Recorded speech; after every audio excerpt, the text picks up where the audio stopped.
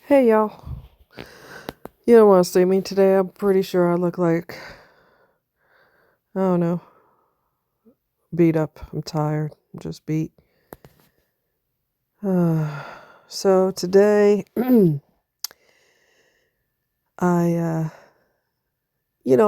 at the park, there's plenty of people that I get along with. In fact, one of the people that goes there, I know a lot of people by name, and I think that pisses her off because she's the type of person who needs to be the center of attention. How come they know you and you know them? Who do you think you are type of attitude. She's real pissy that way. And I found out the other day she also had a falling out with somebody else, and that person wouldn't tell me her name, the other person's name, who was picking fights with her on purpose and throwing her weight around. And I do this for a living. Listen. Nobody gives a shit what you do for a living.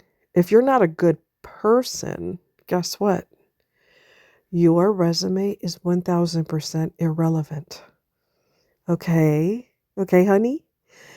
I don't care about your accomplishments because everyone has accomplishments. It doesn't matter how big they are, how small they are, if they're mid-size. It makes no difference. People all have accomplishments. They do things that you can't do, and you do things that they can't do. It works all the way around the board. So shut up. Just shut up. Nobody wants to hear all that. So we occasionally have beef with people that go there, and you just tune those people out unless you don't hold grudges. If you don't hold grudges, then you could easily say hi to them the next time so you kind of, feel your way. I find people to be way more complicated than they should be. Way more complicated than they should be. We don't have to fuss and fight and argue and hate somebody for this reason or that reason and stop speaking to them even though they didn't have a falling out with you, but you want to have an attitude. People are so goddamn difficult, and they separate themselves. These are my friends and you can't join our group. Are we back in high school? I've said that before. Are we back in high school? Because I'll be a loner. I've always been a loner. I don't have to talk to none of y'all, really. But with that being said, there are people that we don't trip off of stupidness. We get along with each other. We talk amongst each other and we have laughs. We have similar humor. Um, some people have dry humor, which I think is hilarious. Sarcasm is hilarious, And they're okay. All right, let me.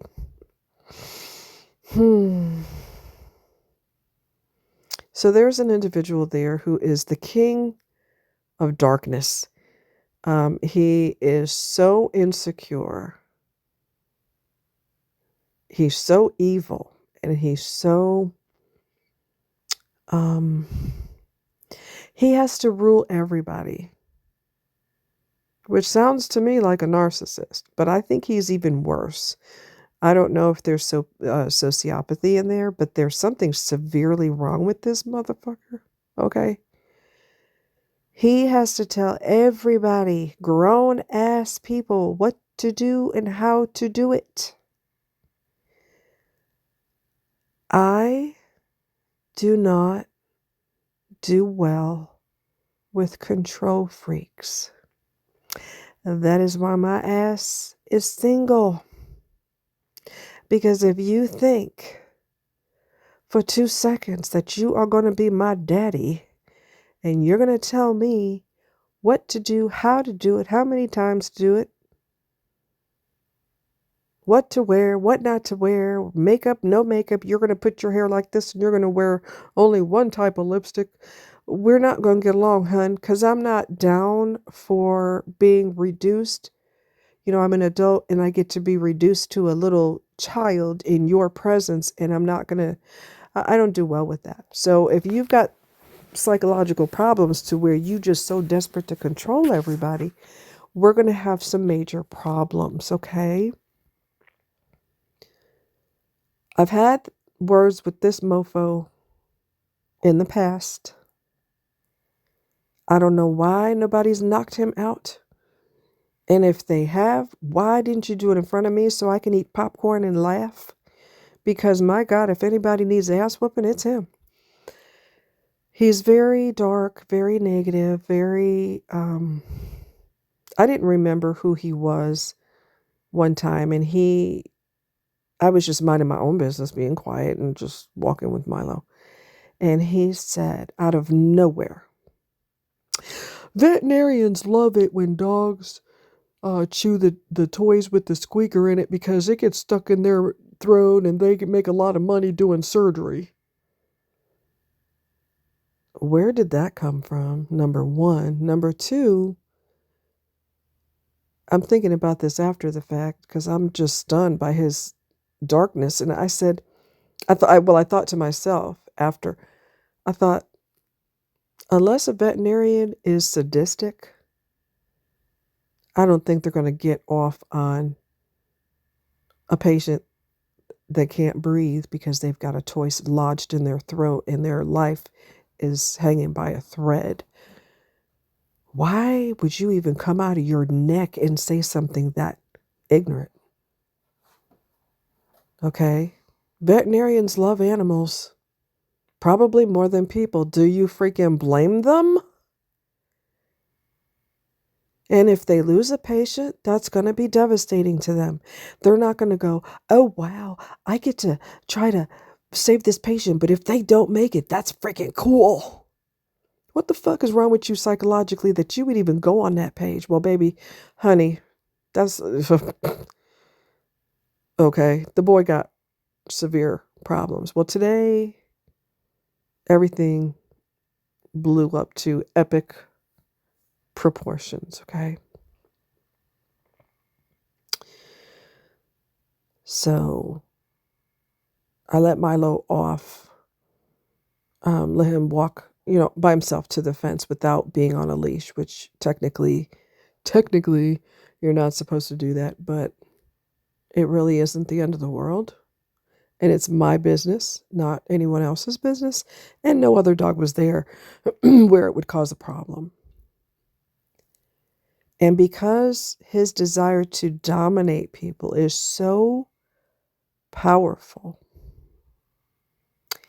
he cannot resist opening his mouth. He's got what we used to call back in the day, we used to call it diarrhea of the mouth. Okay? You're not supposed to let your dog go in there without being on a leash, blah, blah, blah. And let me explain something to you. I wasn't in the best mood anyway. And it's one of those deals, let's be honest, all of us have days where we're like, you know what? My plate's full today. And if anybody does or says something out of line, God help them. And that was the day for me. Today was the day for me to feel that way. And I don't like him, no way. And I have told him off before and he still don't get a clue. I said, oh yeah, you're the one with the big mouth. So, I went off on him. You need to mind your effing business and shut the fuck up, kiss my ass. I mean, I really, and I'm screaming at the top of my voice because I am that fed up with him and his bullshit. And I gotta be honest with you, when people do that, especially men, it triggers my PTSD. And I'm going to be real nasty and real hateful. And I told him point blank, I said, you're going to keep running your mouth, and one day you're going to run your mouth to the wrong person, and they're going to put a bullet between your eyes. Keep talking. And of course, he kept going and going and going. I didn't hear half of what he said because I zoned him out. But he thinks he's 10 feet tall and bulletproof. So I said, that's it. I'm calling 911. I've had it. I have absolutely had it. But you know what? Guess what, honey? He's the biggest, baddest thing that ever walked. But when I called 911, guess what? His ass was out the park real quick. Most bullies are cowards. So when you put their feet to the fucking fire, oh honey, they're gone. Pew! Unless they're so psychotic that they're going to talk shit to the cops too. And people do that. But not him. I run the world and I tell the planet how to rotate on its axis, and it will do so many rotations per hour because I said so. I don't know how you haven't been murdered yet. I don't know how you haven't got a beat down and got all your teeth knocked out of your face, because you just keep pushing the fuck out of people until they snap. And he triggered my PTSD. I called the cops and I told him what was happening. The cop called me back. And I said, I'm tired of his crap. He does this all the time. I don't think he does it to men, because men will knock his teeth out of his face. But he definitely bullies women. He bullied another woman. I told the cop this too. I said, he bullied another woman. She should have called the cops on him. He put his index finger in her face and was yelling at her at the top of his voice. It wouldn't happen in front of me, and if it did, I would call the cops for her. No one should put up with your shit. Nobody. No one. So, talk to the cop. He said, well, there isn't a lot we can do in this. I said, I want a record of it, because he has a tendency to do this all the time. He thinks he is the park ambassador and the ruler, the president of the park and everything else. And he just cannot wait to dominate somebody. And I'm tired of it. I want a record of it, because I guarantee you someone's going to call, again, he's going to aggravate the hell out of somebody, or somebody's going to knock him out. Either one, or both. Who knows? I got off the phone with the cop, and because I was so triggered, I had tears in my eyes. My throat is tight. These are not sad tears. Let's not get confused. These are not sad tears. These are rage tears. And I'm sure my blood pressure was skyrocketing. You're almost at the point where you're so stressed out, you start trembling. I was real close to that. And thankfully, oh, thank God, after that, I had decompression time with some friends. They're cool as hell. One of them is a nurse, and she's so interesting to talk to. And I love, I worked medical, and we love talking about how doctors be tripping on a job and having temper tantrums when life doesn't go their way, and they make the nurses cry. And some doctors do this.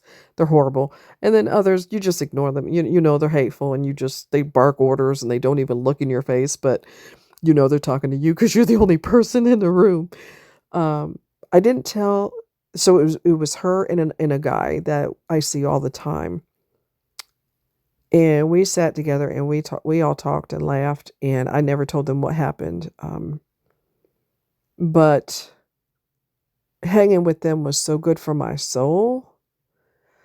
Oh my God, it was so good for my soul. I could almost feel my blood pressure lowering, because we were laughing and we were talking about all these random things, and we were talking about fragrances, believe it or not.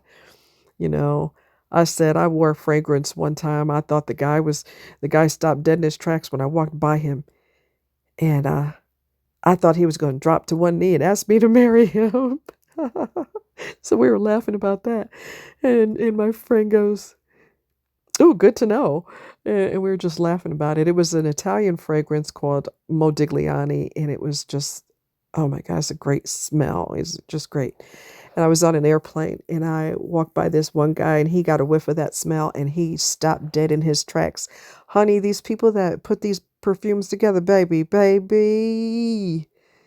they know what they're doing, because they get people going crazy for that smell. So I walked by him, and he stopped dead in his tracks, and he goes, "What are you wearing? What perfume do you have on?"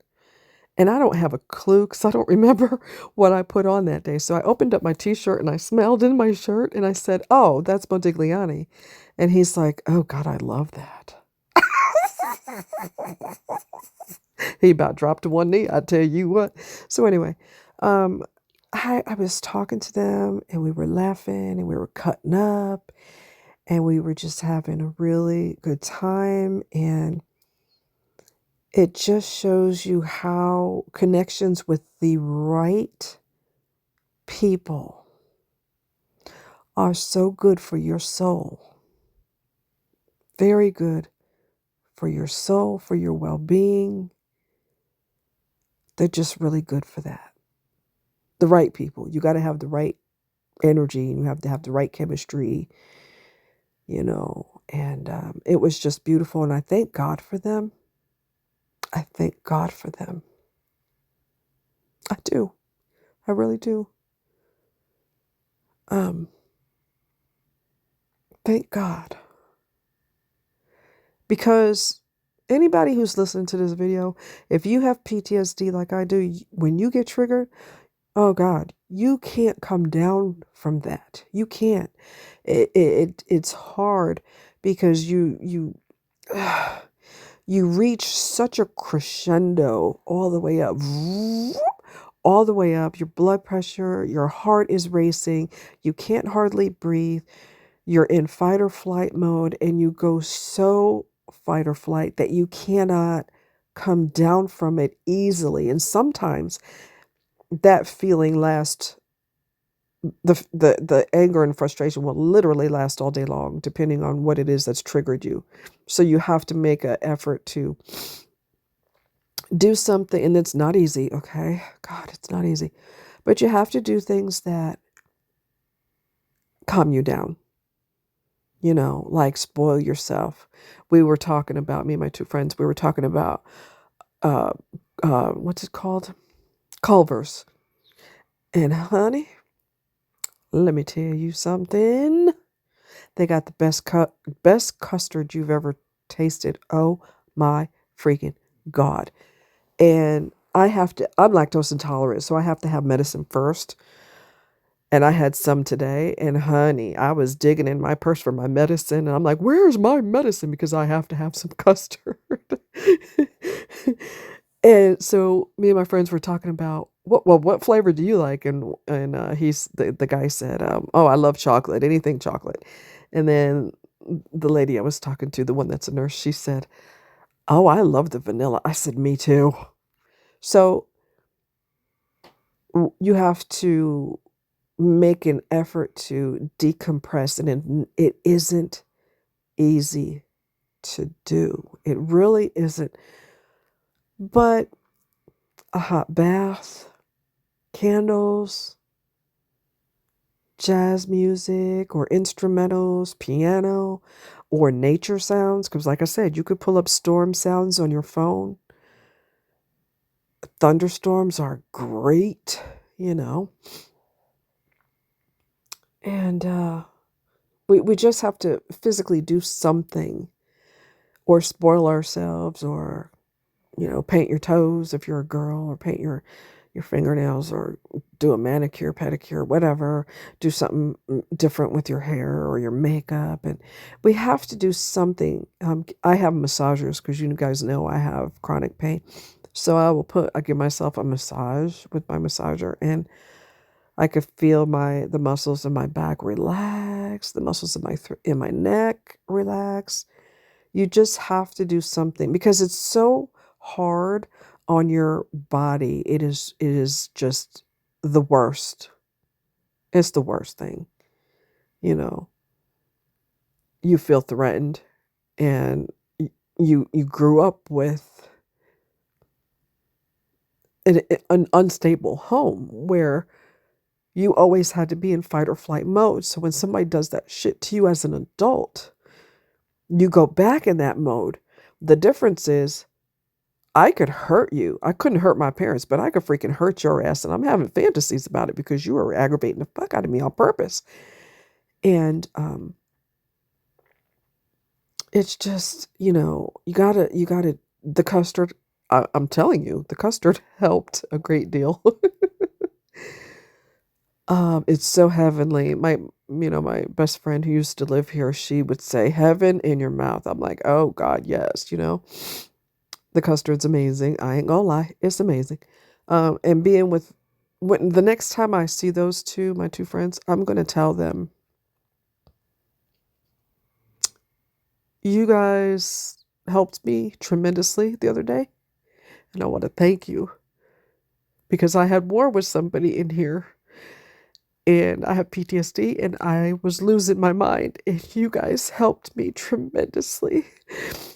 And they're probably going to be shocked because I acted totally normal with them and laughing and joking, and they would never, ever in a million years know that prior to them getting there, I was having war with somebody, because I was laughing and joking and cutting up, and there was a couple there that we were laughing and joking, and their dog was funny as hell. We were all laughing. So they really, really, really, and God put them, it's not an accident.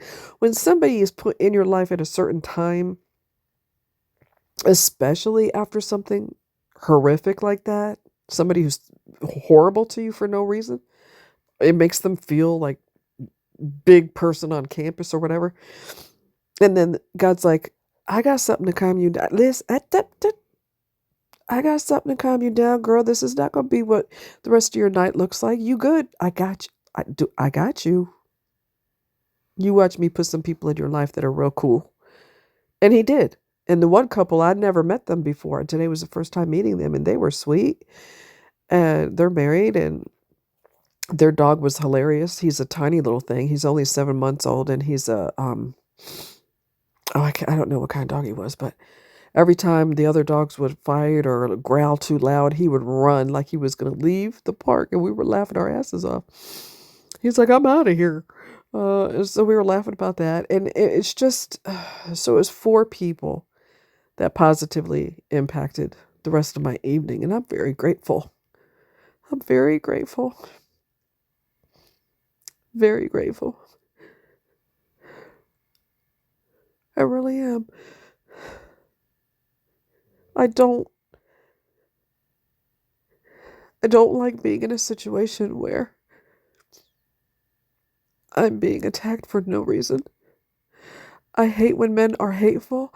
I hate when they're manipulative, they're liars, backstabbers. I freaking can't stand it. I can't stand demonic people. I can't handle that. One time I was in a store. I could feel people's energy. I could feel it. And I could read them. And I was in a store one time. And this lady was with her daughter. Her daughter's probably like 19, 20 years old. Maybe more, maybe 23. I don't think she's quite that old. But anyway, I said something like, "Oh, kids think they know everything," or something like that. And the look of evil that her daughter had, evil just seemed like it was emanating from her pores. Her whole face turned evil. And I looked at the cashier. She looked at me, and we both had a look on our face like, what the hell just happened? What the hell just I mean, when somebody says something smart ass, you could laugh at it or say, whatever, and you keep it moving. But you don't get hateful. If we were to get hateful every time somebody said something to us or said something smart aleck or whatever, if we were to do that, we'd all be whooping people's asses and we'd all be in jail. People always say something slick or sideways or, whatever. People always like, what's the word? Where you verbally spar with other people. Friends rag on their friends. If you went to a barber to get your hair done, you should get your money back. What the hell? I mean, people just spar with you and they mess with you. That's not a reason to get rageful. You okay? Do you need to go to the ER? What's wrong with you? Why you tripping? She's a hateful bitch. I feel bad for her mom because I'm like, oh God, what is wrong with your kid? And if she acts like that with strangers, and there's a strong possibility, let's keep it real, there's a strong possibility her mother's the reason she acts like that. Because we've all witnessed people, either in real life or on a video or whatever, we've witnessed people who they scream and they do something horrible like steal, which is horrible for everybody because guess who gets to pay the price of you stealing? We get to pay higher prices because you're a thief, okay? We all pay the price for that, right?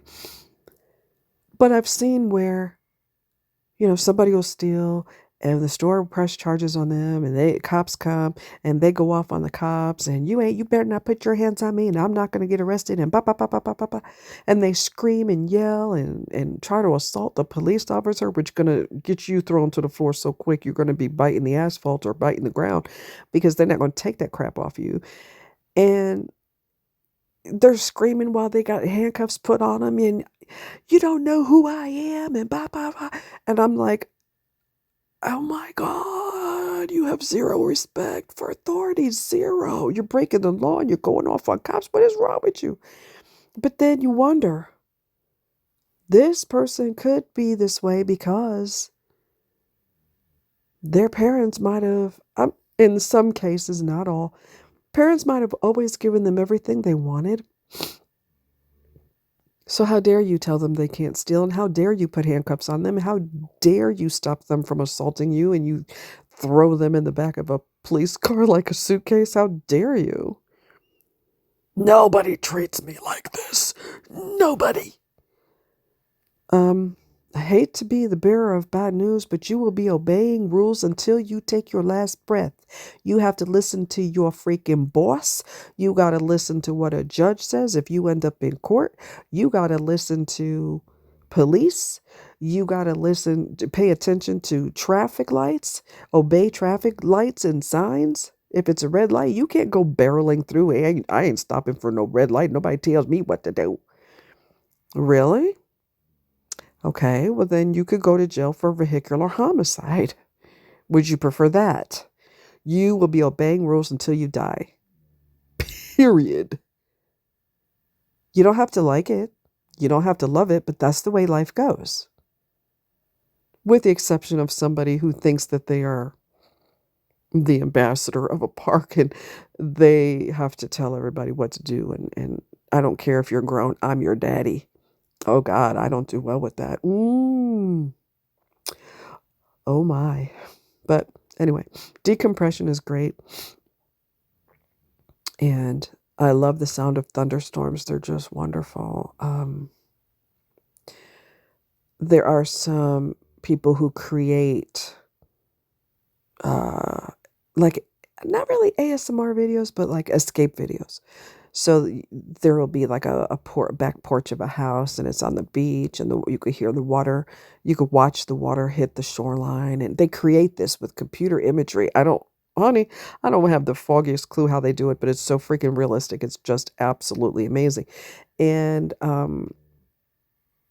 they're just amazing videos and I found myself watching videos like that. That's another decompression.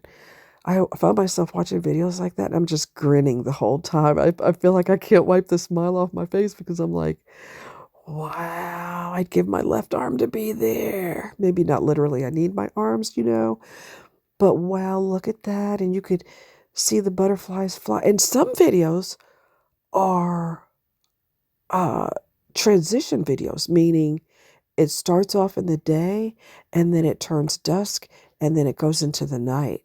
And it's done so smoothly and so effortlessly. And you're just like, that is so amazing. And then your mind starts to go and you imagine yourself there and sitting on the back porch, having a cup of tea, watching the water roll in. It's such a fantastic escape. If I can find one, which I should be able to, I think, don't quote me, but I want to say one of the channels is called Virtuescapes. I'm not sure. But I'll try to post one in the description because that's a great decompression tool to utilize also. Oh my gosh, oh my God, it's so amazing.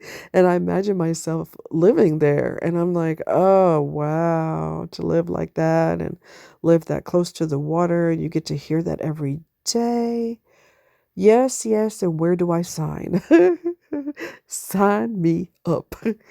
Anyways, you guys take care. Much love. And if somebody aggravates the holy hell out of you, just for the rest of the day, decompress because your mind, your body, your soul, everything about you has just been raked over the coals, and you have to um, address that and find an escape so that you don't stay locked into that fight or flight mode because it's not good for you and it's not good for your body. It's causes us aches and pains in our body, the stress. Okay, so decompression is very, very, very important. And like I said, if I can find one of those videos, and I think I will be able to, I shouldn't have a problem. I will post in the video, in this description, so that you can experience that and feel the peace that just kind of washes all over you. You know what I mean? All right, you guys take care. Much love. Bye.